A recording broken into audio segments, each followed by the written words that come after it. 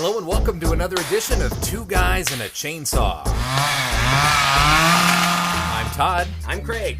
And it is Halloween time. We're in the middle of the month and starting off with another Halloween movie again. That's right. We decided in the spirit of the season we would give a watch to Trick or Treat. Now, I saw Trick or Treat last year, or the year before around this time, during my 31 Days of Horror, where I review... I think it was the year before, because I went and looked for your review and I couldn't find it right away, so I think it must have been a couple of years ago. It must have been a couple of years ago, but I do remember that when I watched it, it was the highlight of my year. And I think it might have even been you who recommended it to me. It wouldn't surprise me. I stumbled upon this movie. I don't remember where. I don't remember if I rented it from a video store or if it happened to maybe be on Netflix for a little while. I don't remember, but I loved it from the first viewing. I mean, this is just such a fun movie. Oh my gosh, like as a Halloween film? Yeah. This is the quintessential Halloween film. Oh, it's great. And, I just love, horror in general. Halloween-themed movies are always fun. It's great to pop them in this time of year. And this one just delivers on pretty much every front. I mean, it's got its darkly comedic moments. It's got your adequate amount of gore for those who are the gore hounds out there.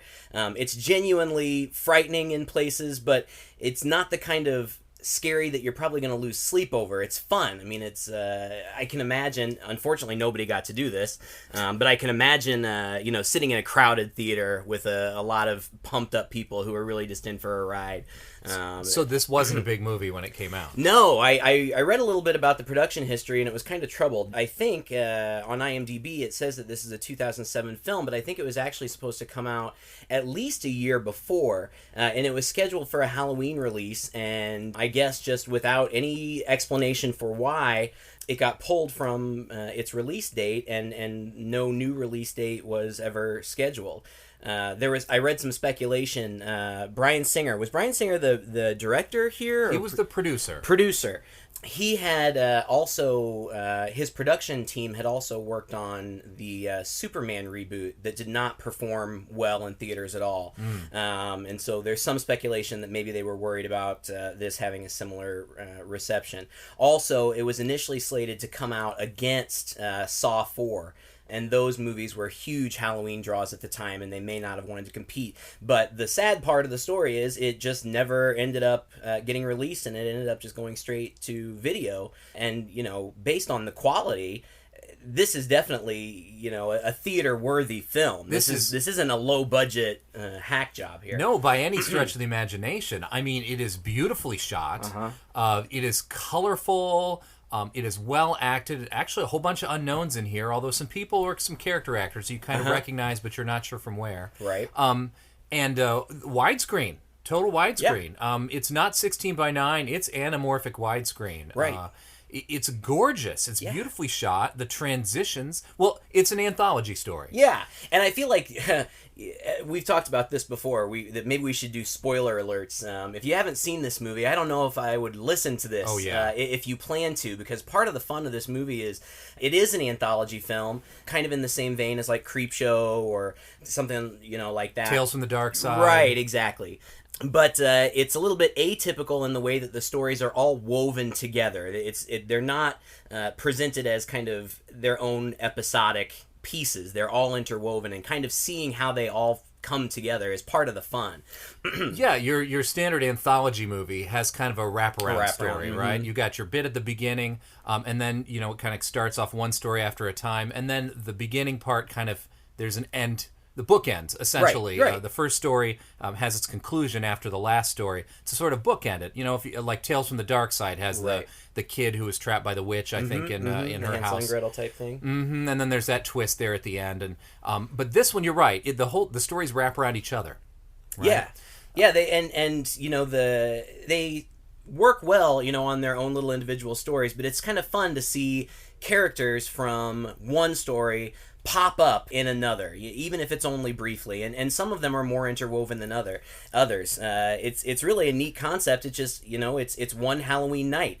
The timeline kind of jumps around, but really all of the stories are happening concurrently on this one night, and it's really cool. I mean, it's really well written and well contrived. It's like the Pulp Fiction of Halloween movies. It is kind of like that. I hadn't thought about that. Because, about halfway through when you realize that, oh, I'm seeing a character from another, or, oh, this happened before, part of the fun of watching it is figuring out how they interconnect, or kind of, seeing it. And then towards the end, it becomes actually a part of the plot. Sure, yeah. And again, as Craig said, if you have not seen this, you really need to stop this podcast and go out. Gore level is pretty high. It's mid-level for gore. If you were to take out the goriness, though, you could watch this with your kids almost. Yeah. But the gore that is there is pretty graphic. Yeah. There's quite a lot of blood, and the content is pretty dark in places. I mean, you've got children being brutally murdered unapologetically, and you get to see some of that in its graphic detail. But I think that the reason that you say that, it's something you could share with your kids is because I think that it celebrates that spirit, that fun of Halloween, that Christmas is great, fun times, but Halloween has always been the really exciting holiday for me, and it seems like everybody involved with this felt the same way. It really feels like a celebration of the season and the holiday, and they had a lot of fun with it, and it reads perfectly. Oh yeah, and it's your being a wraparound story, of course, being a sort of a anthology tale, and starting off with sort of the comic book. It's very evocative of Creepshow, which itself was very evocative of the EC horror comics of the 50s, Tales from the Crypt, and those sorts of things, which are very high in they have a morality of themselves. Right. Usually the bad guy gets it at the end, right, or there is some twist in there where who you thought was the good guy is not actually the good guy, and they end up getting it in the end. And this plays with that in a lot of different ways. And that's what makes it sort of like the kind of movie that, like I say, you could kind of watch with your kids if it weren't for the gore. Yeah. In that it has those sort of folktale, fairy tale type qualities to them that those comic books had, with that strong kind of moral message at the end, and that this movie has in spades. And yeah, absolutely. It goes in unexpected places, and that's part of the fun, and that's part of the reason why, if you haven't seen it, turn it off. But, like, for example, one of the stories kind of establishes the central character as a Little Red Riding Hood figure. I mean, she's dressed as Little Red Riding Hood. Danielle, I look like I'm 5. Shut up, you look great. It's tradition. Great. What does tradition say we do now? We meet our dates. And she's kind of built up as this vulnerable, innocent, and then when we actually get the payoff of the story, it just completely flips it on its head, and in a really clever way. Do you want to dive into the stories? Talk about them a little bit? Well, it's hard because it's hard to do it because of the way that they're interwoven. It's hard to even know where to start, because really the first scene in the movie chronologically happens at the end of the night. But that's also something that's fun about the movie, is because you can see the conclusion of one of the individual stories, and in that conclusion somebody likely dies, but then they can still pop back up later on in the movie because the chronology, we flash back to earlier in the night, and it's kind of fun, to know what these people's fates are going to get, especially since some of them you're really hoping they get it in the end.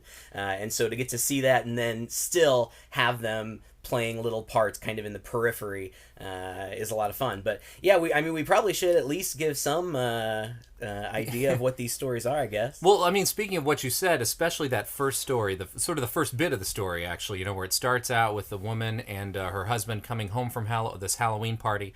Oh, and it must be said that this town of Warren Valley, Warren Valley, Ohio, is the most awesome little town in the world for their Halloween celebration. Oh, sure. They've got this big, everybody attends this big celebration in the square. The whole town, is totally decked out in Halloween decorations. It's clearly a big celebration. They're even doing a feature story on the news that we get glimpses of. So, yeah, I would love to visit this town at Halloween time. And just the atmosphere is perfect. You've got this perfect fall evening with the leaves littered along the streets, and a little bit of fog in places. I mean, it couldn't be better as far as atmosphere goes. Everybody's costumed up, and they're almost like very much traditional style Halloween costumes, and of course you can't really do it in the movie. You can't bring in a whole bunch of licensed characters, but it's not like you're seeing the Freddy and the Jasons and things like that. It's almost like the old-fashioned Halloween atmosphere where somebody's a robot and somebody's a pumpkin and somebody's a ghost. Right. And you got the princesses and the Little Red Riding Hood and just kind of typical stuff, but also really fun images. Homemade costumes. The girl comes back to her house with her boyfriend and she's this robot. She takes it off and she says, "Oh, you go inside, go upstairs." And she goes in there and she's one of the first victims. And, when you talk about the wraparound nature of it and sort of the waiting for the payoff, that's the closest thing we have to bookend because that story, like, it's the tail end of the story that begins it. Right. And we don't really see the full version of the beginning of her tale until the very end. And what you're sort of left with is, especially as you realize this is one of those anthology tales with sort of the morality behind it, is what was her sin? What did she do? She didn't respect the traditions of Halloween. That's Todd, right. You weren't paying attention. Oh, I paid. I got it at the end. I got it at the end. But when you're first watching it, right. you don't know that, right? And at the end, of course, she blew out the pumpkin. She wasn't supposed to. Anne. Wait. Not yet. What? You're supposed to keep it lit. Why? Ancient tradition? Henry, it's Halloween, not Hanukkah. So that happens, and and that's where it kicks off. And at the end, when we return to that story, like Todd said, we kind of return to it just a few moments before it picks up in the beginning. And in those few moments, we see almost all of the main players intersect on this little patch of street. Yeah, that's right. You kind of see at the end how, from the very beginning, everything has been tied together. The other stories, there's like I said, the Little Red Riding Hood story where you've got these, I guess, sorority sisters, beautiful girls, all of them. The mild, meek one, played by Anna Paquin of True Blood fame, and she's kind of the innocent, where the other girls are kind of slutted up in their princess costumes. She's, very modest in her Red Riding Hood, and it establishes her as the inexperienced one, and the whole goal for the night, I guess, is to get her laid because she's the last virgin among them. And so when we're first introduced to them, they're trying to pick up guys to go to this party. And, we cut back and forth kind of between the different stories. But eventually we get to the party. And again, I hate to give away too much because there, it's a twist and it's such a fun one. If you go in knowing what it is, I feel like I'd be spoiling something for you. It plays with that feminist trope. Yes. Oh, the girls. It really takes your expectations. Oh, we've seen the story a million times. Here's the girl who's the meek one. The other girls are the sort of the trashy, slutty girls who are going to get her laid, and what's going to happen here. And then it sort of flips that on its head by the end when you realize, oh, who's actually the vulnerable one here. Exactly. Yeah. So there's that one. There's another one. And all of the stories really are pretty simple. There are 3 or 4 of the main stories. The 4. And the whole, the whole movie only has a runtime of like 82 minutes. So it's really pretty compact. The stories are told pretty quickly. Another one we've got a principal who has a very dark side. His was very interesting, I thought. He's the high school principal of this town. You'd never want to be your high school principal, but just seems to be the most mild-mannered, meek. And at the same time, he's sort of doing these dastardly things. He does them with sort of a casual aloofness, like nobody's going to suspect him. He's not even really cleaning up after himself. Oh, no.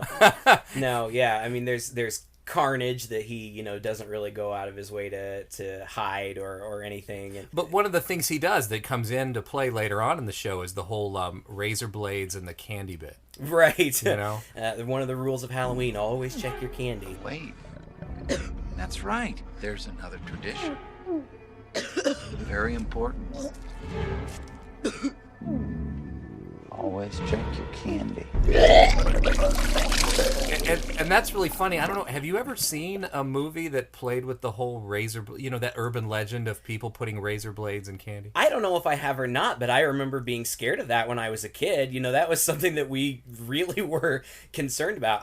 Who knows if that's ever really happened? It hasn't. It's never. Well, when you think about it, it's insane. Like, how would you get? And it was always like the razor blades and the apples, right? And how would you could you get a razor blade in an apple where nobody would notice? I mean, I don't know, but I remember that being a genuine fear when I was a kid. It was, and they play with that, and that's what's neat about this movie. It's a movie it's not just a Halloween movie. Like, it's a movie about Halloween. Absolutely. And that's the thing, you know, one of the things, there's lots of stuff going on this night. You know, there's there's another story about a group of little kids that centers around an urban legend, which I actually thought was one of the strongest of the stories. But during that story, you just casually hear in the background, and one of the kids in the story comments on it. You hear a wolf howl, and he says, "Oh, werewolves," and one of the other kids says, "Oh, you're stupid," or something. But of course, you know, that does tie in later. You know, something else is going on in another part of town. It really does celebrate Halloween, and one of the things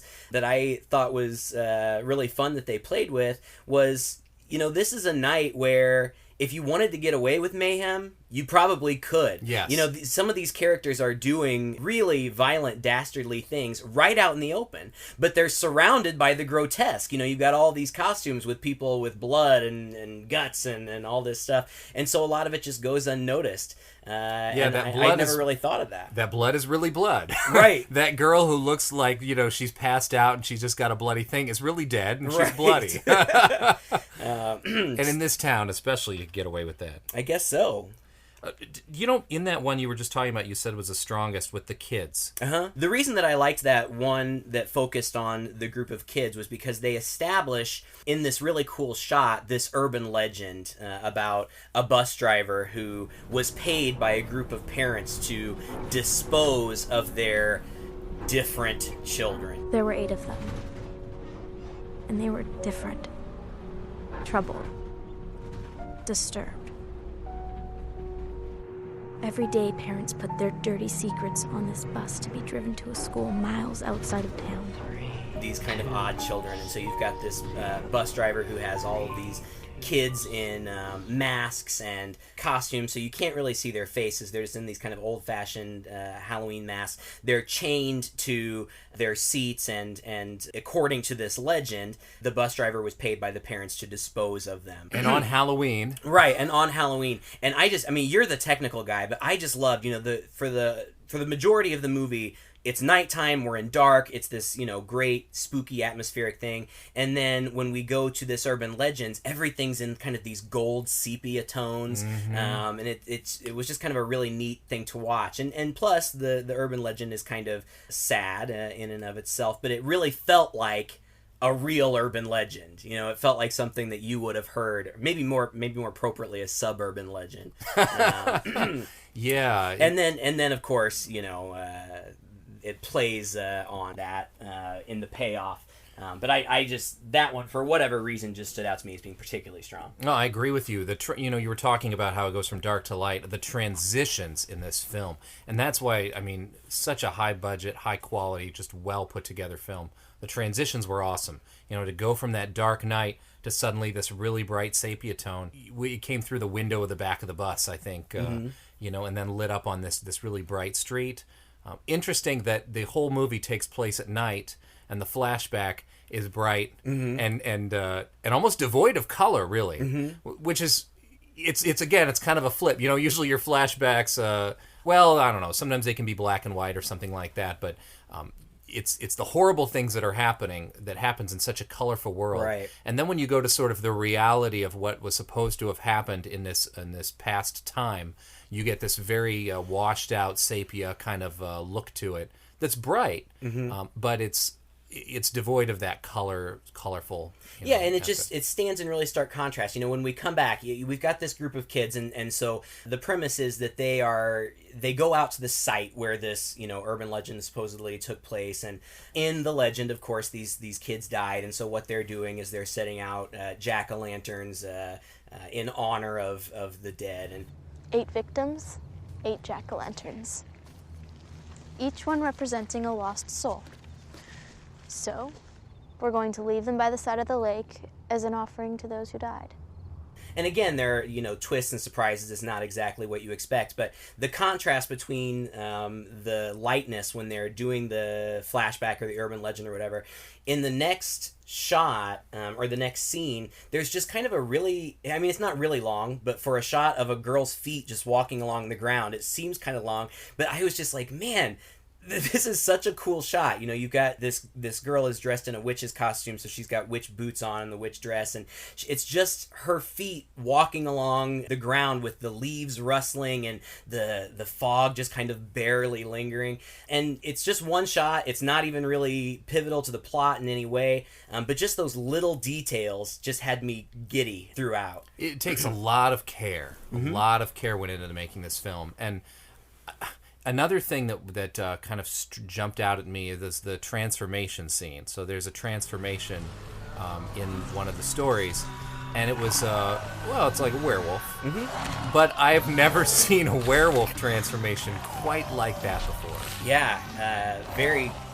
I don't know if unique is the right word, because it pulled from, I mean, there's obviously inspiration from others, you know, American Werewolf in London, of course, being the epitome. Kind of the master one. Right. Still. And you kind of see some of that, but you're right, it has its own uniqueness to it too that makes it a lot of fun, and it's gross and scary at the same time. Yeah, I thought it was excellent. The effects for that, I read, were done by the same special effects company that did the lichen effects for the Underworld series. Oh, really? Which I've only seen the first entry, but yeah, so they had some experience in that area. Well, that whole scene, you know, kind of was a bit of a throwback for me to Blade, and it was a bit of a throwback for me to From Dusk Till Dawn.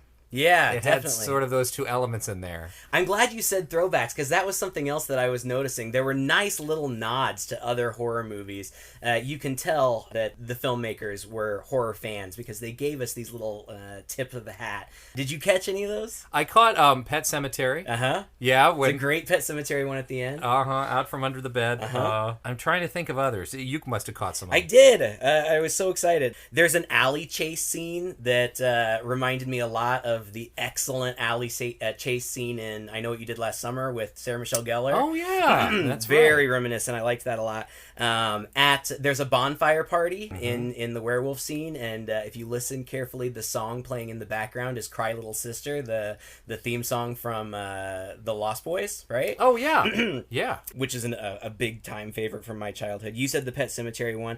There's a severed zombie hand, little Evil Dead nod there. In the very beginning, in the opening scene, there's an ominous figure in a white mask standing across the street, staring ominously, very reminiscent of Michael Myers. It's just these little nods, and I'm sure I missed others. They were popping up all over the place. There was another musical one. At some point, I'm trying to remember where it was. Sweet Dreams.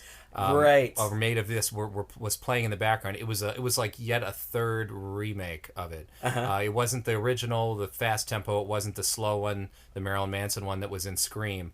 But it was almost a third one. I'm kind of curious to look that one up. Yeah. But it was fun. I mean, as a fan of horror, and if you are a fan of horror, why would you be listening to this if you're not? But if you are, again, it's just those little payoffs, the little details that really show that, you know, these folks were making a movie for fans. Oh, yeah. And the beginning. Just the way that the credit sequence went. It was a total takeoff of Creepshow. The credit sequence there where they kind of had the comic books in there. Yeah, and it previews all of the stories, introduces you to the main characters. It's pretty to look at. I mean, it's good stuff. Just great. Did we cover all the stories? We had the Little Red Riding Hood, we had the Principal, we had the Urban Legend one. Oh, and then there's kind of the final story deals with this old grumpy guy on the street who, you know, hates Halloween and hates kids, and his house is the only one on the street that's not lit up, and then he, you know, kind of pays the price for, again, I guess, not honoring Halloween. But also, he's tied into another story in a way that you probably don't see coming until kind of a little bit later on. So you find out that he's actually paying for other sins as well. And shown a little bit of mercy in this, interestingly enough. And that was what made that story unique. And I like that. I like that even in this anthology, not only are you shaking it up a little bit by weaving them together and doing that and finding little ways to twist and take on other things, you're also getting a tale that ends with sort of a happy-ish ending, in a sense, in a way that he's sort of shown the error of his ways. He's given a sort of penance for his earlier sins. And that also is so reminiscent of the EC comics, you know, the 50s. They would occasionally have those stories where it was less about killing somebody who killed somebody else and more about, in a very sinister way, sort of reforming a person, if you will. And he certainly gets reformed by the end of it. Right. And then still kind of gets his comeuppance anyway. Yeah, a little bit. Now, one part that I didn't quite catch, and maybe you can explain this to me, is his house was the one that the girl dressed as a witch, Rhonda, from the other one, actually is coming from. Is it? I remember when they pick Rhonda up, and this is in the urban legend story, the girl that these kids are playing a trick on is... They refer to her as an idiot savant. I don't know. She just seems a little different. Yeah, that was totally unfair, by the way. Right. Yeah. But she comes out of this house when we first meet her, and this house is completely, decked out in tons and tons of jack-o'-lanterns. And then at the end of the film, the old guy, his house is completely devoid of any kind of decorations, but then he hears a knock at the door, and it's those darn kids, and he goes to the door, and somehow... seemingly miraculously, all of a sudden, his lawn is completely decked out. Were they the same house? I thought it was. Maybe they were. I thought that was part of the deal. Maybe they were. I don't know. If they were, though, how would she have ended up there?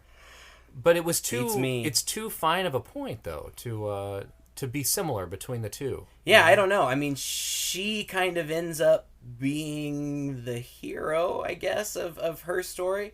And the heroes in this movie are certainly kind of, dark anti-heroes. So maybe there's more going on with her than I originally thought. Well, it's interesting because I wondered if she wasn't associated with the old man in some way, shape, or form, just because her story and his story, have that crossover point. Yeah, they do. Maybe. Well, shoot, maybe we'll have to watch it again. That wouldn't be a bad thing. No. The other thing, I mean, it's a clever movie. It's so much fun. If you can get your hands on it for Halloween and you really want to get in the spirit, I would recommend this to anybody who was looking for, a Halloween movie. It just doesn't get much better. And there are just so many little... It's funny. There are clever little one-liners. I don't even know what that was. Coach Taylor was in a hot dog costume, but a pig, I think. And Chip, then... let's just not. I mean, you don't get lines like that very often. And just little jokes that they lob at you every once in a while that don't come across as corny. It's funny. It plays well. It fits with the tone of the movie. And that's funny you bring up that, because that came in a scene where the kids are trick-or-treating and they go to what's a very adult Halloween party going on. It's neat how the movie does sort of honor the spirit of the holiday. It touches on almost every little Halloween sort of tradition that you can think of. The jack-o'-lanterns, the street parties, the costume kind of masquerade kind of aspect, the bonfire party out at night, the trick-or-treating, everything. I mean, all you're missing is bobbing for apples, and really, who does that anymore, right? So you pretty much got it all in there. And that's what makes this movie so much fun. And I mean, this is the time of year to watch it. Absolutely. Now, they've been threatening to make a sequel to this for some time now. And I so hope they do. If they can maintain the spirit and tone of this one, I'd watch... a whole series of these things. I mean, it was so well crafted. But they've been talking about doing it for years. But everybody involved is still saying it's gonna happen. It's gonna happen. We don't know when, but it is gonna happen. So I'm keeping my fingers crossed. Yeah. One thing I don't think we can not talk about. One of the other pieces of connective tissue throughout the whole movie is I don't know how to pronounce it. Samhain. One character in the film pronounced it once, and it sounded like she said Samhain. Samhain. But there's this character, this kind of mysterious character, seemingly a child, the size of a child, but in this really, really old-fashioned, I mean, we're not talking like 50s and 60s, we're talking like Depression-era Halloween costume, which, by the way, I'm sure you've seen those pictures of the Depression-era Halloween costumes. They're pretty terrifying. They're pretty creepy, yeah. And so he's in this kind of weird old-fashioned, he's dirty, he's scruffy, and he just pops up everywhere. He pops up in every single story. He's silent. He's just kind of this looming presence. He even pops up in the urban legend story, which supposedly was supposed to have taken place decades ago. Yes. And then he plays more of a central role in one of the final scenes. But this spooky little guy, and he's kind of become an icon in his own right. You know, when you see, I look at a lot of horror websites and things, and a lot of people put up their artwork, and he is now kind of appearing in all of those collages with all the other great movie monsters and villains, and just a spooky little element to the story, but kind of central. I mean, I guess that he's supposed to be representative of kind of the spirit of the holiday. I think that's exactly what they're going for, especially because he, showed up in that flashback, right? Where it's Halloween, they're driving by, and he's kind of out in the field stabbing a bat or something, but silent and quiet, and has that sort of guardian aspect, like, I'm just watching you from afar. I'm making sure that you're following the rules. Yeah. And if you don't follow the rules, maybe I myself am going to come after you. Right. And you do get the sense that he's definitely taking sides in these stories. You find in the final act that he really can pose a threat in and of himself, but the characters who behave accordingly, I guess, he just leaves them alone. Yeah. It's almost like he kind of gives them a little nod. A little nod to pass and walks right by. Yeah. Interesting. And FearNet, I guess, which I don't get, does a 24-hour marathon of this every Halloween, and they do little spots, advertisement spots with Sam, the little character. If you haven't seen them, you should take a look. There's some pretty cute ones. In fact, the whole movie is based on a short called Season's Greetings, and the short introduces this character, the character of Sam. It's a little animated short. It's really brief. It's cute. I just watched it for the first time today. They were initially planning on calling the film Season's Greetings, which is what the original short was called, but they were worried that it sounded too Christmassy. So they went through some other stuff and landed on Trick or Treat. Is that available online? Yeah, it's on YouTube. Oh, great. It's on YouTube. We'll put a link to that. We'll put a link to that down on our website. Yeah, it's fun. Yeah. Well, once again, thank you so much, Craig, for recommending just a fantastic Halloween movie. We're going to be on here again for 2 more weeks, reviewing a couple more Halloween movies. If you like this podcast, please share it with your friends. If you are interested in reading a few more movie reviews, I have my 31 Days of Horror going on at toddkuhns.com, TODDKUHNS.com. We're watching one horror movie a day and writing a review about it. And we will be back to you next week with 2 Guys and a Chainsaw. This is Todd. And Craig. Season's Greetings.